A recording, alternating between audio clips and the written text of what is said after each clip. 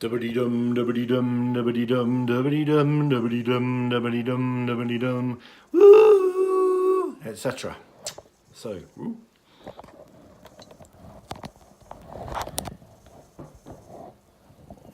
main camera a bit better. So, part 3, this will be the final part of my ramble about being in Doctor Who, the pinnacle of my career. It's all been downhill from there, really. If you told me as a child that I would have been a Doctor Who monster, I would have been so excited I would have pretty died on the spot. So, where did we get to? So, I was one of the future kind. Basically doing lots of running around chasing the Doctor. And at one point, I think I actually broke a rib because I was running with this really heavy weapon, and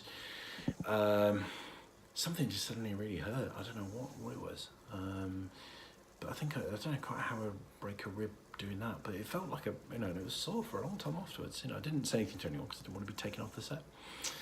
So, probably not much more to say about the set, apart from everybody was singing. John Barrowman and David Tennant, and I think Rangimarie as well, were kind of were in very high spirits. They were quite manic, really, and they were bursting into song in between all the sets in quite a kind of a high operatic kind of style.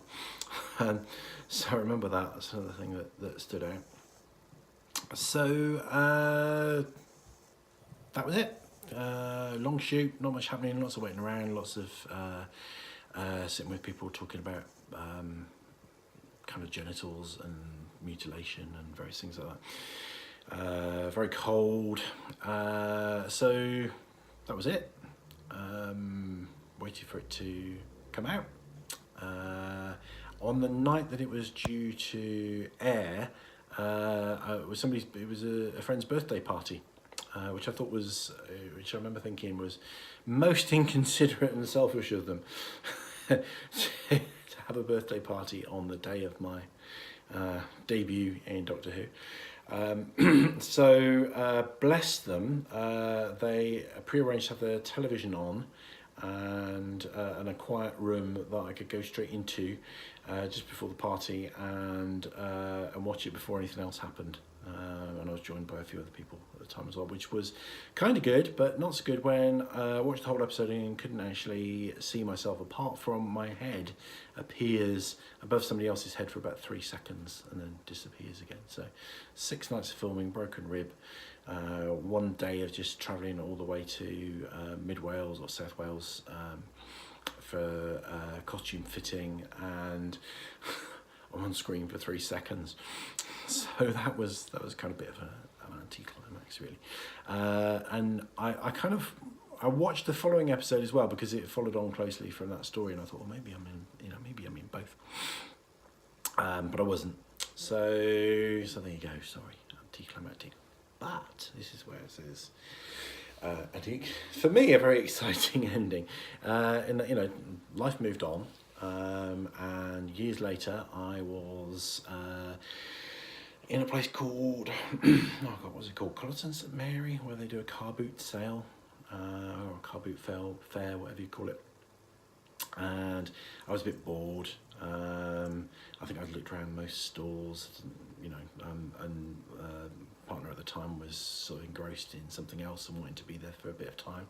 So I was kind of having the kind of the third troll round the car boot sale, and I stopped at this stall that had what they call is Doctor Who Battles in Time trading cards. So basically there's a children's magazine called Doctor Who Battles in Time, and with it would come these little cards, and each card would have a Doctor Who character featured on them. And you can play games with them. It's kind of trading. I don't really know how it all works. So I've never got into that kind of thing. So out of kind of boredom, I thought I'd flick through. I thought, I wonder if there's any of the future kind, because they basically have, they have Daleks and Cybermen and Slitheen and all the kind of different monsters from Doctor Who, or different characters and creatures. And I thought, I wonder if they've got any of mine. And I picked up this card. And oh yeah, cool. There's a picture of one of the future kind. And I didn't recognise the face on the front. So I was peering into there was a main face featured, And then in the background there were, I think, two or three characters. I was peering closely at it to see if I recognise any of them or if I was one of them. And then it slowly dawned on me that the main face on the card was me. So it's kind of fantastic, really, because it's such a disappointment, such an exciting thing for me. To be on Doctor Who. And it's such a disappointment to be on screen for 3 seconds with only a kind of an achy rib to remember it by. And then, nobody told me that they'd used my face for that. And the 2AD had laughed at my scary face. And actually, I think, though I say so myself, I do look particularly monstrous and scary. I don't look particularly different from how I look in normal life, I have to say. But it does look pretty cool. So I was like, it took me, it was very slow. It took me a few moments to kind of do, hang on a minute, that's me on the... and of course, being immodest as I am, I had to tell the person on the stall, who probably wasn't at all interested, and he said, "That's me," and they said, "Oh yeah, it does look a bit like you, doesn't it?" And I said, "No, it is me," but my enthusiasm was wasted there. So I've got these cards, and now I actually my kind of cunning plan, which hasn't really worked, is I've been trying to buy them all up. So I'm going online and buying that card because they have a collector's value. They cost about £1.50 as they are, and I've been autographing them and then selling them on. So trying to kind of corner the market and buy them all up so they become worth thousands of pounds, and then autographed they're worth thousands of pounds more, and I can sell them and retire and just do podcasts and nothing else, and vlogs and videos for a living and nothing else. But that dream never quite materialised. But you can actually buy these, and I do autograph them and I do sell them. So that was the kind of the nice endings. That was a really lovely thing for me to be immortalised in that childhood dream. The little baby, young Markie, the inner child, is absolutely thrilled by that. Occasionally on my Facebook profile and things like that, I put the photograph of this little monster card on there. What I'll try and do is put a photograph in the links. I haven't got one handy at the moment, but I'll find a photograph of it and put that in the see if I can put that in the description box below. So that is the end of my rambling tale. I hope you have enjoyed it. If you have enjoyed it, then you can thank me by, you can buy my card if you like for an extortionate amount of money, or you could simply hit the like button. If you're not subscribed, if you're not signed up to YouTube, that won't work, nothing will happen. So sign up to YouTube, then you can like things, you can comment on things, you can create your own playlists and stuff like that. So it's not just useful for thanking me and being kind to me, but it's be useful for you as well. And what you can also do is comment, you can ask me questions.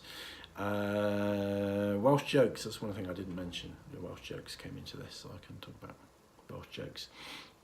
But I'll only do that if you comment and ask me. If anyone asks me to talk about Welsh jokes, I'll do a follow-up video and we'll talk about Welsh jokes. So the other thing that you can do is share it, because what I want to do is spend more of my time and resources in making videos, and a lot of the videos that I make are very serious things, potentially very helpful to people, because information, sometimes the right information heals. So please support me in what I'm doing. And if you're really keen to support me, then you can actually sponsor me on another channel. I have a parallel channel to this one called Patreon. So Patreon is a bit like YouTube, but it's got an element of crowdfunding. So people can sign up as what they call a patron, which is a sponsor, and you can sponsor me for as little as an American dollar per month. And even if you do that, and it's not a lot of money, the more sponsors I get, the better it looks. The more sponsors or patrons I will get, and the more success I have, the more income I get from making videos. The more I can make videos, I can make better videos. So your help is really appreciated. So yeah, I hope my fellow nerds appreciate this. Quick word about the new series. It's a new series. So at the time of recording this, the first Jodie Whittaker series finished kind of quite a while ago. I moved to New Zealand at the time, couldn't access it, only recently managed to get hold of it. So binge watched the whole series a short while ago. What do I think about that? Ask me a question in the comments, and if you ask me a question, I will do another video and I'll tell you how about that. So thank you, Whovians, and subscribers and patrons and casual viewers. and I will be back soon, probably with a more serious video, probably more on a psychological topic, maybe something else on retroactive jealousy, maybe some more psychological songs, who knows.